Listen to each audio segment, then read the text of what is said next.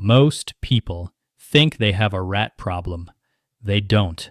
They have a garden problem, and nobody told them.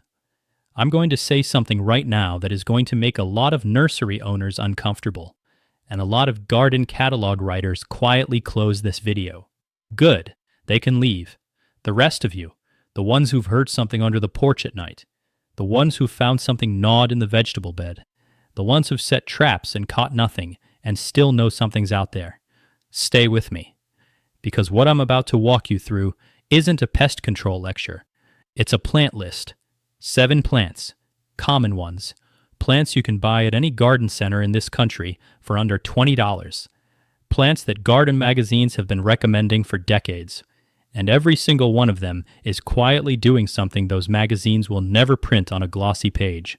They are feeding rats, housing them, breeding them, on your property, in your backyard, sometimes within 15 feet of your kitchen door. My name is Marcus Delaney.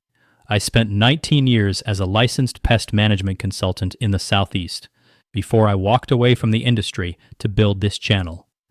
I've been inside over 4,000 residential properties, from Georgia to Ohio, and I can tell you with absolute certainty, the rat problem almost never starts at the garbage can. It starts in the garden. Before we get into the list, do me one favor. Drop your state and your hardiness zone in the comments below.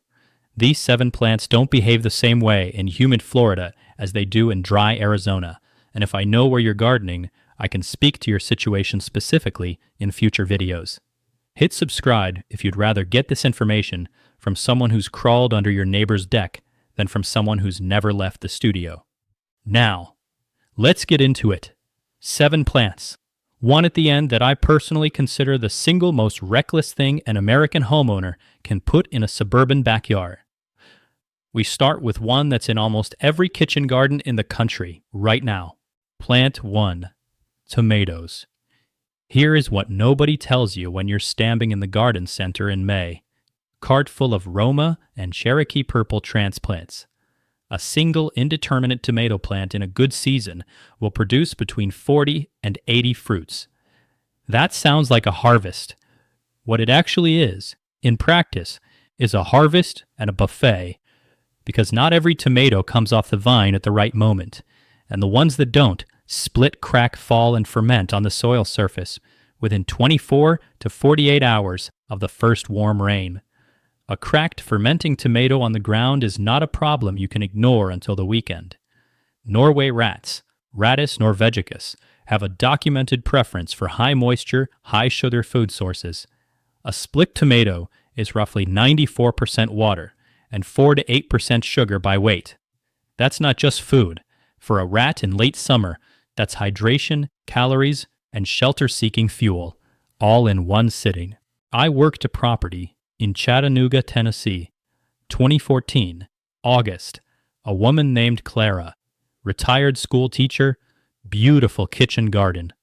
She had been growing tomatoes for 31 years in the same bed. Never had a rat problem, until she added drip irrigation. The drip system kept the soil consistently moist, kept the ground dropped tomatoes from drying out the way they used to in a dry summer, and within 8 weeks, she had an established colony of Norway rats running the perimeter of that raised bed every night. The irrigation didn't bring the rats. The combination of the moisture and the fallen fruit held them. Here is what I tell folks. The discipline with tomatoes is 2 things, and only 2 things. First, pick daily during peak season, not every 3 days, not when you get around to it. Daily. Every fruit that shows color.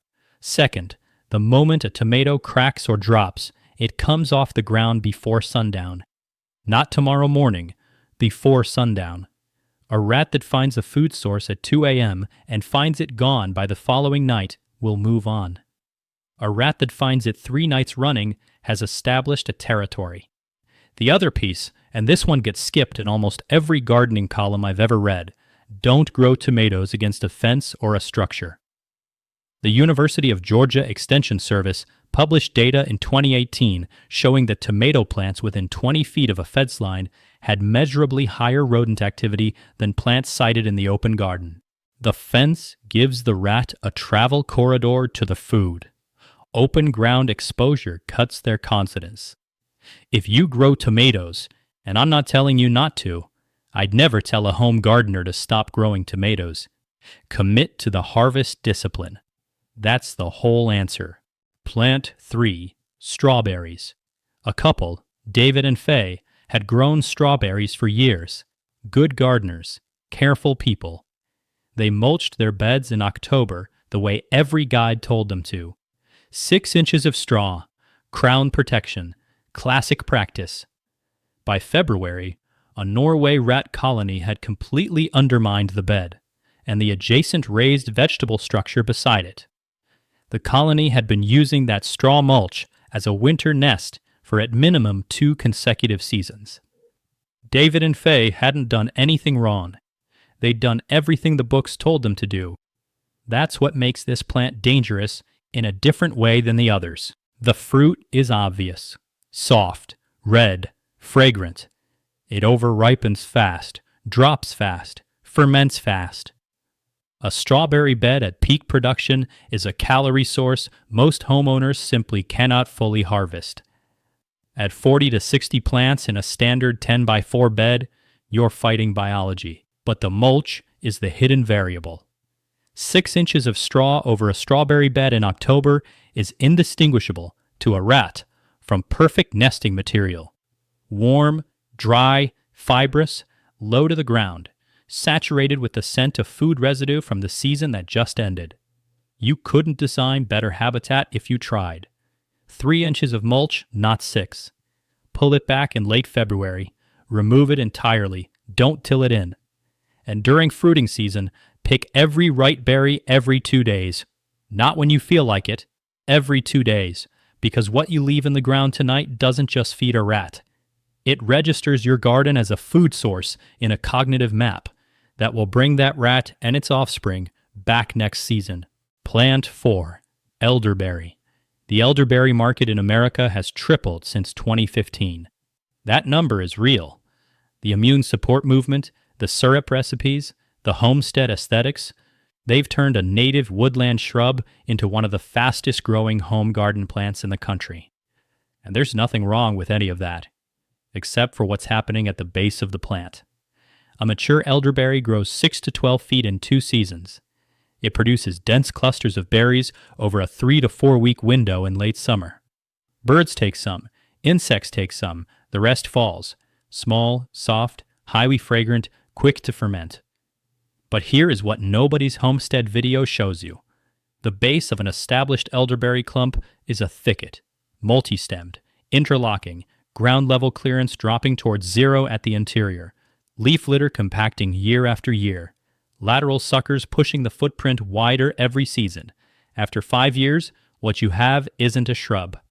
It's a fortress. And the thing about a fortress is, once something moves in, you won't know until the damage is done. The fix requires courage more than labor. Every late winter before leaf out, you go in with loppers. You cut the oldest canes to the ground. You open the center until light reaches the soil. A stand you can see into from the outside is a stand rats avoid. A stand that's a solid wall from ground to canopy, that's where they build the nest. The elderberry isn't the enemy, the neglect is. Plant 5. Sunflowers. There is nothing in a summer garden more dramatic than a row of mammoth sunflowers in July. Nothing. And there is nothing that falls harder in August. A sunflower head at maturity holds between 500 and 1,200 seeds, 26% fat by weight. The plant bends, the neck tips, and for weeks, seeds rain onto the soil directly beneath the stalk. Birds take some of it, rats take the rest. UCANR's Integrated Pest Management Program documented sunflower seed on the ground as one of the top 3 identified food sources for established Norway rat colonies in residential California. Cornell Extension confirmed the same pattern in the Northeast. The standing flower isn't the problem. What falls is. Harvest the head the day the back turns yellow-brown and the bracts curl. Don't wait for natural drop. That patience costs you the season. Cut it, bag it, thresh it over a tarp. Sweep underneath. Before October, leave nothing. And if you garden on a tight suburban lot, grow dwarf. Sunspot, music box, teddy bear.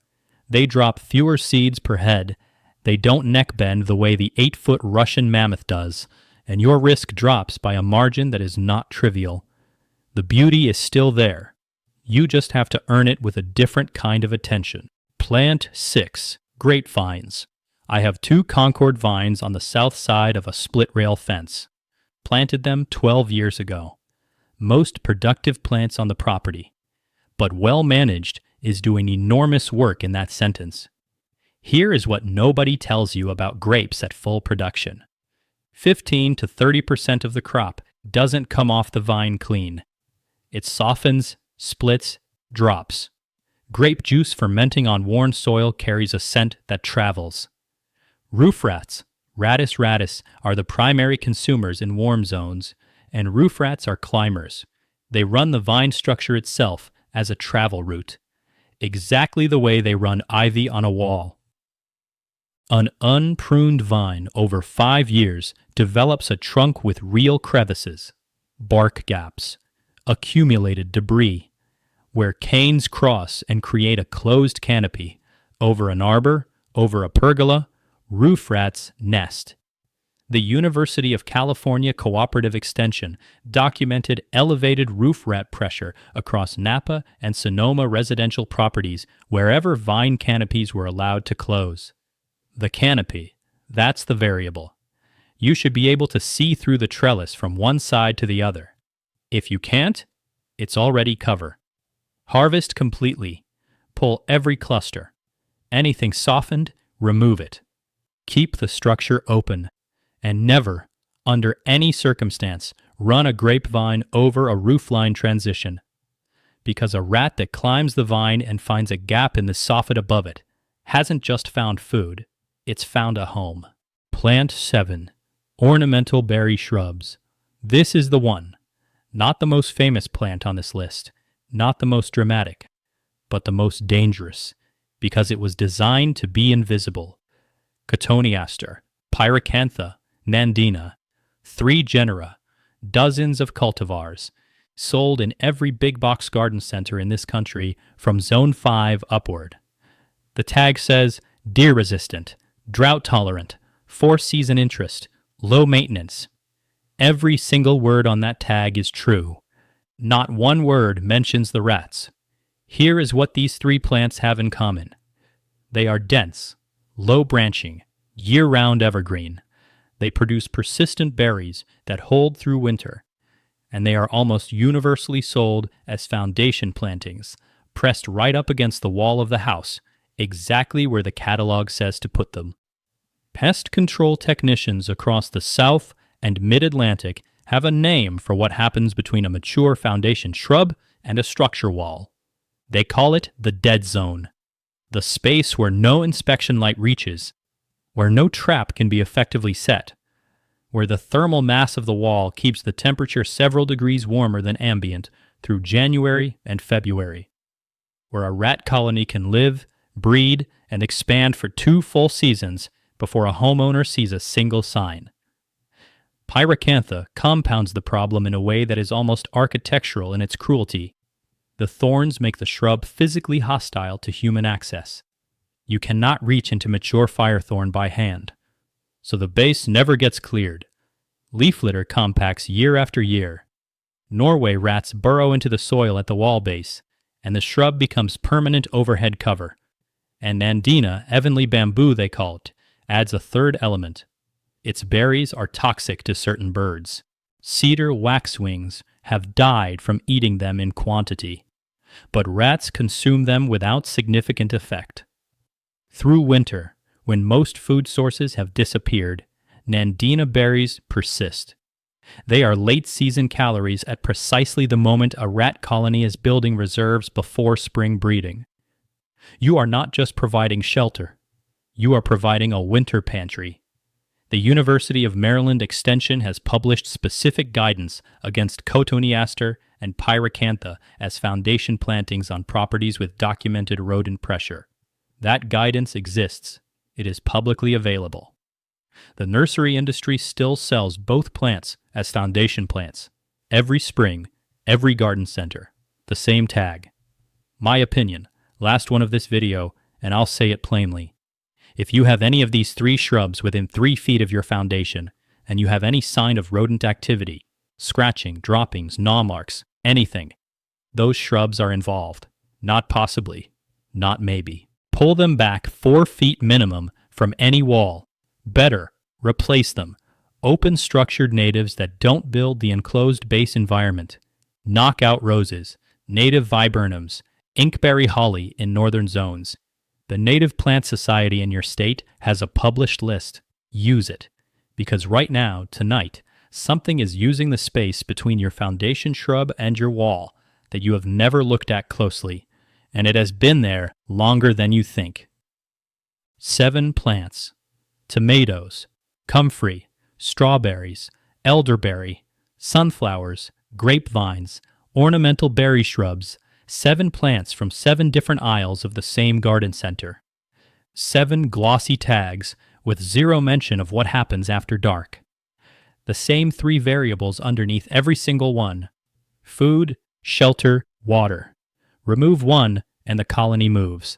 Provide all 3 and they don't just stay. They build, they breed, they expand. One generation feeding the next on the same ground you tilled yourself. The catalog is not writing for your real yard. It is writing for a fantasy that has no gaps of the sill plate, no wall cavity above the kitchen, no colony that has been running the same corridor behind your foundation shrubs since the year before last. 3 resources. UCANR Integrated Pest Management, ipm.ucanr.edu. Rutgers Cooperative Extension, njaes.rutgers.edu. CDC Healthy Housing Reference Manual, cdc.gov. Free, peer-reviewed. None of them are selling you Firethorn. If this changed how you see your yard, even one plant, one habit, one bed you'll look at differently tomorrow morning, share it. The neighbor whose pyracantha is growing up the wall you share needs to watch this. Send it to them. Subscribe for more from someone who has spent 19 years in the spaces most people never look. Pick up your drops, pull back your foundation shrubs, and the next time a catalog tells you something is 0 maintenance, ask yourself one question. 0 maintenance for whom? Because something out there is getting a lot out of your doing nothing, and it has been counting on that from the beginning.